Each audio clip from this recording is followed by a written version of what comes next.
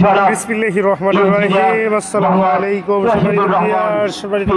Friend. আজকে এসেছি আমরা রংপুর পীরগঞ্জ জাফরপাড়া বাবুলপুর মাঠে সবুজের গালিচায়। আজকে সিরাজগঞ্জ মেহেদি এগ্রোর হয়ে যারা লড়বে তাদের এক নজর দেখানোর চেষ্টা করছি। আব্দুল্লাহ পারভেজ ন্যাশনাল ফুটবলার, যিনি কিন্তু কি অবস্থা হালচাল বললাম যে ভাই অবশ্যই ভালো দলে অন্তর্ভুক্ত হয়েছে সাগর, আবু সাইদ নেই পদপ্রার্থী রংপুর। যে মানুষটির কথা না বলিয়ে ধারাভাষ্য মাঝাবি মোহাম্মদ মঞ্জুর মন্ডল। সকল মুসলমান ভাইদের প্রতি রইল সালাম, আসসালামু আলাইকুম ওয়া রাহমাতুল্লাহ। হিন্দু ভাইদের প্রতি নমস্কার, অন্যান্য জাতির প্রতি শুভেচ্ছা এবং অভিনন্দন।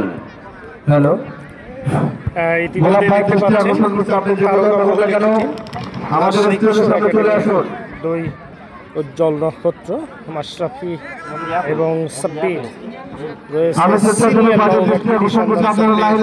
আব্দুল্লাহ পারভেজ, বুলডোজার মানিক রয়েছে, রকেট